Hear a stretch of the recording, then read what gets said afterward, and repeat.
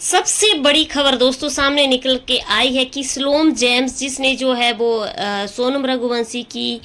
जो है वो हेल्प की थी। सिलोम जेम्स ने ही जो है वो सोनम रघुवंशी के लिए 1 महीने के लिए फ्लैट का किराए पे दिया था और उसने ही उसका बैग और उसमें पिस्टल और उसके कपड़े और बैग के अंदर 5 लाख का कैश और